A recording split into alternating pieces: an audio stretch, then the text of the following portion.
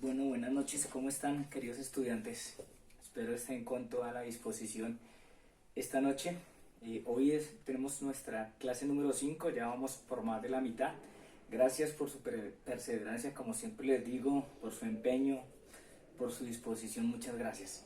Espero se sientan muy bien, acomódense ahí en casita, estén dispuestos esta mañana a recibir lo que Dios tiene para sus vidas y permitan que Dios me use, que yo sea ese instrumento para inspirarles, para motivarles, para transmitirles este mensaje que de pronto hace mucho tiempo escuché y ustedes también han escuchado, pero que Dios pueda usar, no solamente esta clase en conocimiento, sino que les brinde sabiduría, que les dé mucha fortaleza, que les dé mucha revelación, mucho entendimiento y que les sirva para su diario vivir. Entonces vamos a dar gracias a Dios. Señor, te agradecemos por esta linda noche, por aquellos que se han conectado, que están sacando de su tiempo, que se están esforzando, Señor, que están yendo una milla extra, una milla más de la gente normal. Quiero, Señor, pedirte que los bendigas, que los fortalezcas, los ayudes, primeramente en sus vidas personales, que los alientes, Señor, que los fortalezcas en su ser interior, que produzcas en ellos el creer como el hacer, que el amor de Dios se revele, sea manifestado, que el Espíritu de Dios de gracia, de sabiduría, de entendimiento. Señor, estamos faltos de sabiduría, dice la Escritura, pídala, y Él lo dará conforme a sus riquezas. ¿Cuánto más nos dará el Señor su mismo Espíritu a los que lo pedimos? Pedimos su Espíritu, pedimos tu presencia, Señor, esta noche en esta clase, en las clases que se van a dar en la escuela de formación. Cada maestro tenga tu inspiración, que cada maestro tenga tu dirección, Señor, que lleve tu respaldo, tu gracia, que puedan enseñar y transmitir el consejo de tu corazón. Señor, nosotros aquí esta noche nos disponemos a oír tu voz. Enséñanos a través de esta clase. Yo creo que tú le digas: enséñame, Señor, a través de esta clase, enséñame lo que tú me quieres enseñar esta noche. Yo me dispongo, Señor, quiero verte, quiero tener nuevas fuerzas, quiero tener una nueva inspiración esta noche, guiado por ti. Dirígeme, Señor, enséñame lo que hay en tu corazón, dirígeme, por el nombre de Jesús te lo pido, Dios. Quiero aprender de ti, quiero salir fortalecido, quiero, Señor, también inspirar a otros a que te sirvan, a que te sigan. Y, Señor, esto lo hago con todo cariño, con todo mi amor. Toma el control absoluto de principio a fin de esta clase, de los maestros, de mi vida, de los que estamos hoy enseñando, Señor, y de aquellos que están escuchando, que la tierra de sus corazones sea una tierra fértil, que dé mucho fruto, que produzca mucho fruto, Señor. Gracias, Señor, por esta nueva clase que hoy estamos iniciando, y te pedimos, Señor, que nos permitas gozarla, disfrutarla en el nombre de Jesús. Bueno, buenas noches, ¿cómo están? ¿Cómo están? Ahí los veo bien, qué chévere. Nuevamente les felicito por estar dando este paso, esta milla extra, y le inquieto que no dejes que todo sea solamente conocimiento, sino que lo dejes entrar a tu corazón. Y le pido a Dios que me dé sabiduría e inspiración, que lo que hay en el corazón de Dios yo se lo pueda transmitir a ustedes esta noche, que están haciendo un valioso esfuerzo, un valioso sacrificio, y lo que queda a mi parte es darle lo mejor, y eso quiero hacer. Darle lo mejor de lo que he aprendido, lo que he enseñado, y que el Espíritu Santo a través de mi vida les hable, les dirija. Y nada, vamos a disfrutarnos esta clase. ¿Cómo les fue en el examen? Muchos escribieron ahí: bueno, ¿y cuándo me dan las notas? Ya las tenemos, usted mismo se va a poner su nota. Entonces, para eso, ¿recuerdan alguna de las preguntas? Si quieren, ahí habrán los que tienen posibilidad en el celular, o simplemente si las anotaron, para los que me enviaron la foto de las respuestas. Vamos a ver las respuestas, vamos a ver si respondieron bien. Vamos a darle unos minuticos a esto para que ustedes sepan su nota. Como no estamos presencialmente, entonces aquí ustedes ya van a saber qué nota tenían. Primera pregunta que venía en el quiz: el periodo entre el libro de Malaquías y el libro de Mateo es conocido como periodo de silencio y periodo intertestamentario. ¿Ustedes qué dicen?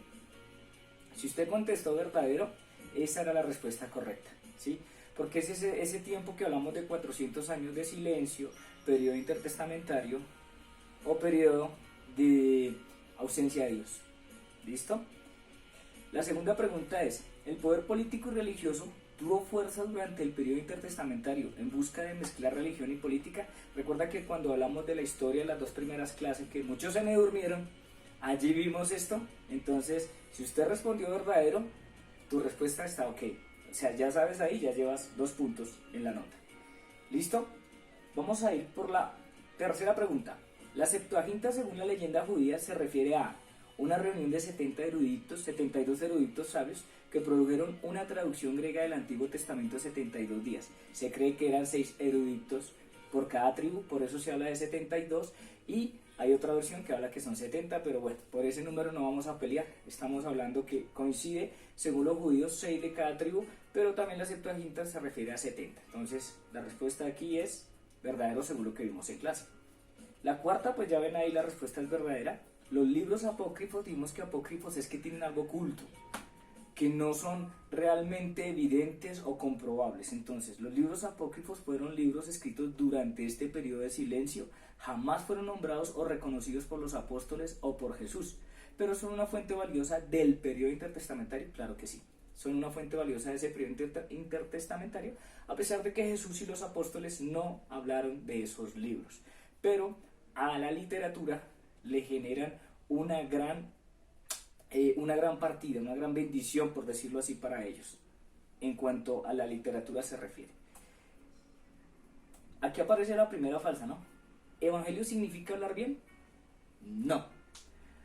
No se trata de hablar bien. Hay mucha gente afuera, mucho empresario que habla bien. Pero recuerden que dijimos que el Evangelio son las buenas noticias, las buenas nuevas del Señor. El mensaje de Cristo, el mensaje de la Biblia. Esas son las buenas nuevas, no es hablar bien. Hay gente que predica y no tiene un buen léxico, una buena expresión. No se trata de hablar bien. Esto se va recibiendo, se va aprendiendo en el caminar, cómo hablar. Pero no se trata de hablar bien, se trata de hablar la palabra de Dios, las buenas noticias de salvación para la gente. Jesucristo lo dejó muy claro. La sexta, el énfasis de Mateo sobre Jesús es mostrado, como el rey prometido. Recuerdan que en Mateo se cumplen, o Mateo es ese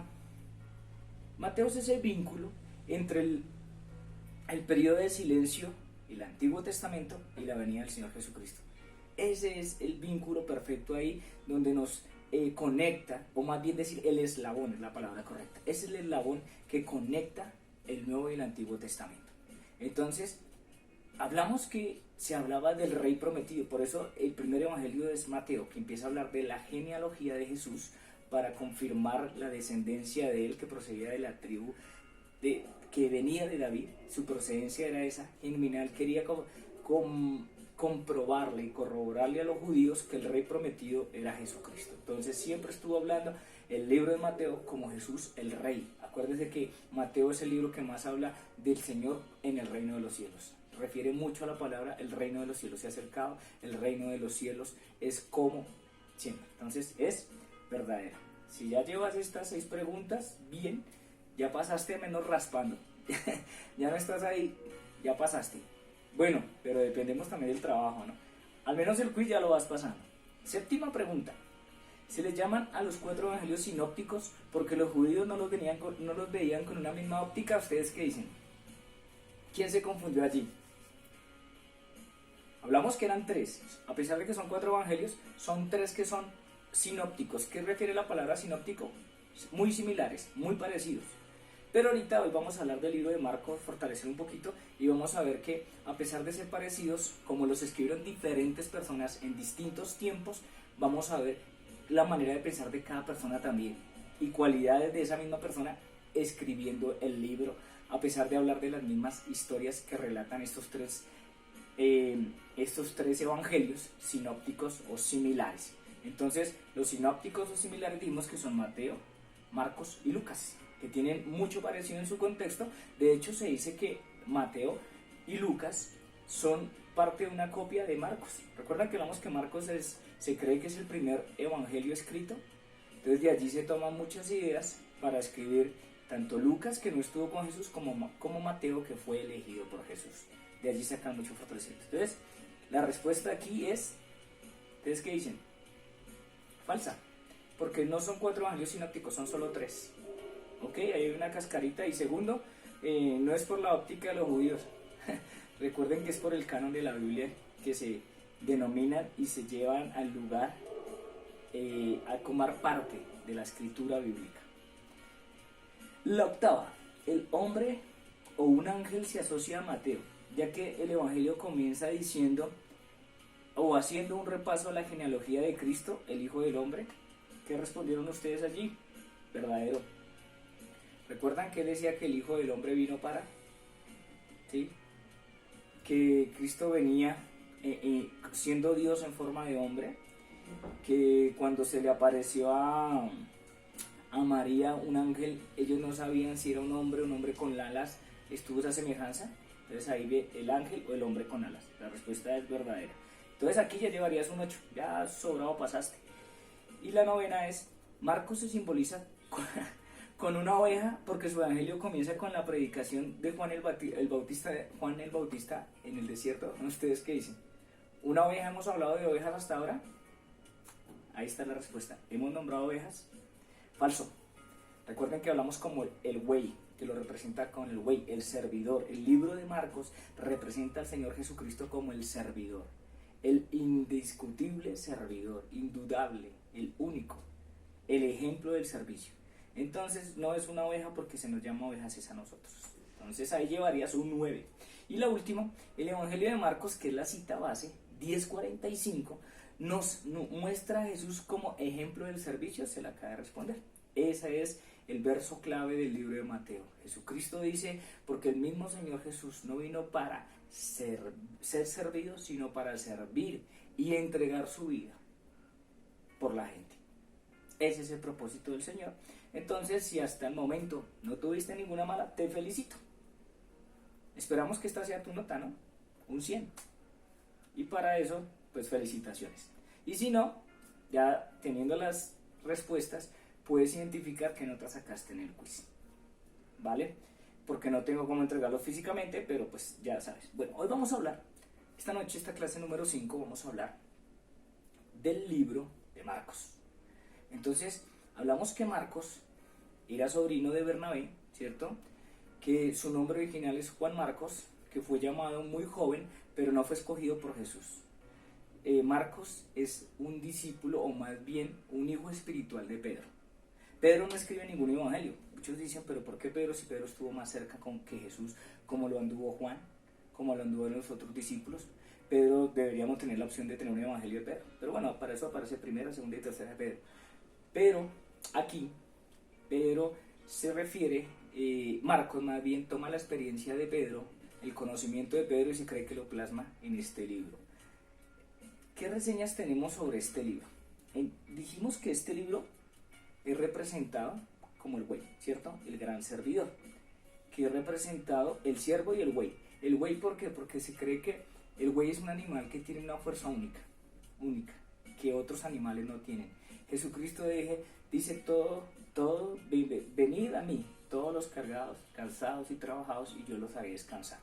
Esa es la carga que mucho ser humano tiene, pero me quiero hoy profundizar un poquito de algo que aprendí de este joven, porque fue llamado muy joven, y su evangelio comienza, como lo hablamos, hablando de Juan el Bautista, que expresándolo con la voz de aquel que clama en el desierto, clamando que salvación, vida, porque eso Juan decía que se arrepintiera la gente, que debíamos arrepentirnos porque el reino de Dios se estaba acercando. Hoy por hoy, el mensaje de Cristo de Mateo 28:16 en adelante, la gran comisión. Este libro de Marcos, ¿sí?, empieza tratando el tema de Jesús, pero ya un Jesús vivo. No se refiere a la genealogía. Más adelante lo vamos a ver por qué. Recuerden que como son 4 testigos diferentes, los 4 evangelios, cada uno es libre de tener su punto de vista, sin salirse del contexto. Por eso vemos mucha similitud en los 3 evangelios. Bien, ¿qué más te puedo decir del libro de...? Hablamos que Mateo es un símbolo de, inclusive, para este libro dice, el Señor no vino a ser servido, sino para servir. Entonces se cree que es el evangelio más antiguo, ya se lo había dicho, que él pasa de ser discípulo a ser apóstol, muestra que el proceso es necesario, y hay una nación, la República de Venecia, toma un símbolo de este hombre Mateo y lo representa como un león con alas, escribiendo, con un escrito, con una Biblia, ¿sí? Eso es lo que para ellos representa, y de hecho Mateo se denomina un santo para la tradición católica y para ciertas naciones donde se le rinde tributo. Se le rinde tributo gracias a las enseñanzas de su libro, porque Marcos se enfatizó mucho en los milagros de Jesús. Él le dio más énfasis a los actos, a las obras, que a la misma palabra de Dios, y lo vamos a ver ahorita más adelante. Y cuando no se muestra en el símbolo de República de Venecia, así se muestra como un hombre siempre haciendo escritos, teniendo sus escritos. Por eso es que es como idolatrado y en parte es muy hasta venerado. ¿Listo? Entonces el libro de Marcos en sus relatos empieza con el bautismo de Jesús. Allí arranca esto, con el bautismo. ¿Qué quiere decir esto? Marcos nos muestra aquí la necesidad y la dependencia de asumir un buen liderazgo, de hacer un pacto con Dios. Por eso él va más a los actos. Mateo más genealogía. ¿Por qué? Porque recuerden que era escrito hacia los judíos, para atraerlos, ¿sí? Aquí Marcos se va más hacia los romanos, hacia los que eran fuertes, hacia los gentiles, los que no conocían al Señor, ¿sí? A que se diera una oportunidad y a mostrar el poder que había en Jesús. Y muestra al Señor Jesucristo sometido y cumpliendo lo que se había pactado desde la ley, desde la llamada Torá, el Antiguo Testamento, para que Jesucristo viniera a cumplir.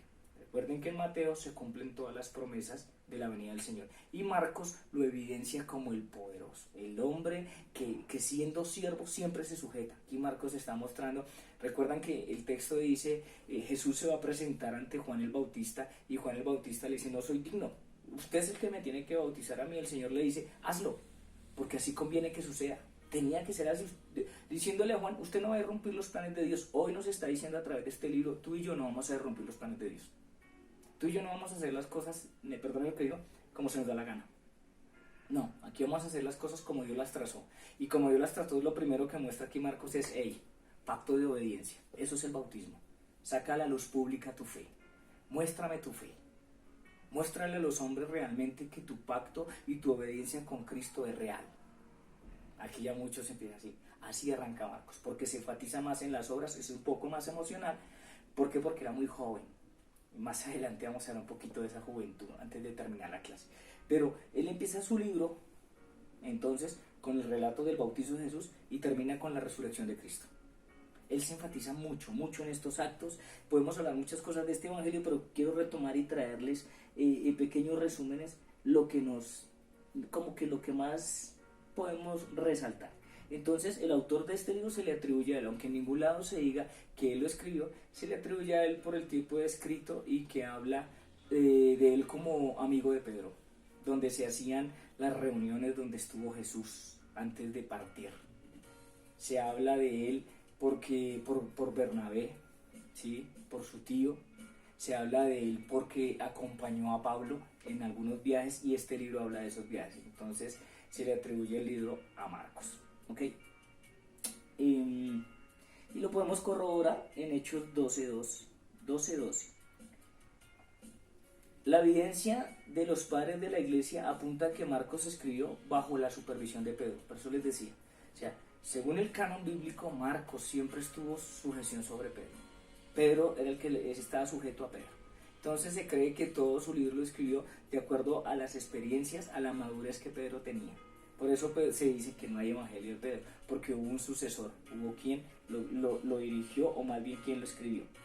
Se cree que Marcos escribió este evangelio entre el año 50, a finales del año 50, a principios del año 60 después de Jesucristo. Por eso se dice que es el evangelio más antiguo escrito. Algunos teólogos sostienen la prioridad de Marcos. ¿Por qué? Porque Mateo y Lucas lo usaron como fuente primaria. Mateo y Lucas al parecer se basaron en el libro de Marcos para escribir sus libros. Entonces es una fuente primaria del evangelio. Sino que, como les digo, son unas personas diferentes escribieron estos libros, cada uno tuvo su punto de vista y dio a entender la escritura como él la vivió y como él la experimentó, como hoy tú y yo lo hacemos. Damos un evangelio, una buena nueva de salvación a la gente como tú y yo lo vivimos, lo experimentamos, no como alguien nos lo imponga. Eso es lo bonito de la libertad, el libre albedrío en el Señor, que tú lo enseñas como Dios te lo instaure. No te vengas a copiar. Esto es una clase de liderazgo que habla más o menos de eso. No te trata de copiar como yo hablo, como habla tu pastor. Dios te da hacia ti genuino y te va a dar las herramientas para que tú enseñes eso. Entonces recuerde, empezamos aquí, el relato del libro empieza con ese pacto del bautismo y termina con la resurrección. ¿Qué quiere decir esto? Empieza en un acto de obediencia y termina con nuestra salvación. Empieza en que los hombres hagan, obedezcan, sirvan a Dios. Ese es el servicio. con la finalidad de que un día estemos sentados a la diestra del Dios Padre. Porque la Biblia dice que el mismo que resucitó a Jesucristo entre los muertos vivificará nuestro cuerpo mortal, nos resucitará a nosotros y nos sentará en lugares celestiales juntamente con Cristo que estamos sentados. Ese es el Espíritu de Dios. Marcos es el evangelio más corto, por decirlo así, de los 4. Aproximadamente tiene 11.000 palabras según esto, 16 capítulos. Es muy fácil, muy corto de leer. Este libro fue escrito a romanos. Se evidencia que este evangelio estaba destinado hacia ellos. ¿Por qué? Por lo que les digo, romanos entendidos como gentiles, personas que no teníamos el pacto de Dios, que no veníamos de la genealogía que hablaba Mateo en el libro anterior. Y aquí el evangelio se extiende y Marcos lo muestra como a través de los milagros, como dijo Jesucristo, si no le creyeron a mis palabras, que le crean a mis hechos, a mis actos, que le crean a los milagros. Y Marcos lo enfatiza muy bien. No se enfatiza tanto en el poder de la palabra de Dios, sino en los milagros y el poder que había a través de Jesucristo como hombre. Como hombre. Y muestra, este hombre es poderoso, no lo muestra tanto a darle como Dios, sino que era Dios manifestado en él a través del hombre, como era él también, un hombre. ¿Ok? El enfoque de Marcos, vuelvo le digo, es hacia los gentiles, hacia la salvación de aquellos que no tenían el evangelio, que no les correspondía la salvación, o sea, para ti y para mí. Es un libro que viene para nosotros y no me puedes decir que no. Nosotros hoy por hoy todavía nos movemos también mucho por la visión como la que tuvo Marcos. De que queremos ver milagros, queremos ver hechos, queremos ver realidades y no nos convence. ¿Ok? Él se enfatiza mucho, su interés mucho es hacia los creyentes de Roma. Ese es su principal interés por lo mismo, porque ya Marcos había escrito hacia el pueblo judío, Mateo, perdón, y Marcos enfatiza en la gente. Por eso él como no es escogido, él escribe desde su panorama de que él no fue seleccionado por Jesús, de que él fue hijo de uno de los discípulos en la fe, ¿sí? Entonces él aquí se muestra tal y como él es. Por eso nos gusta la diferencia en los evangelios, en las personalidades de cada persona y la libertad que Jesucristo o el Padre y el Hijo nos dan para transmitir ese mensaje. Entonces, como él no fue escogido, él habla como una persona que estuvo simplemente llamada a través del Espíritu Santo, pero no elegida directamente por Dios. Y así lo muestra aquí. Interés, porque hubo interés por él que no fue escogido directamente por Dios, por Jesús, por decirlo así, por la personalidad de Jesús, pero sí elegido por Dios para salvación. Y así mismo empieza a extenderle a los gentiles, a los romanos, el evangelio de Dios, mostrando que no era solamente para los judíos, que no era solamente para la rosca, sino que era para todo aquel que se quiera acercar, para ti y para mí. Ese es el beneficio que tenemos. El libro de Marcos es un libro muy simple, muy sencillo. Se enfatiza mucho en las acciones, mucho en los milagros, mucho en lo que Jesús hacía, los actos de Jesús. En eso él se enfatiza mucho y utiliza mucho la palabra inmediatamente. Inmediatamente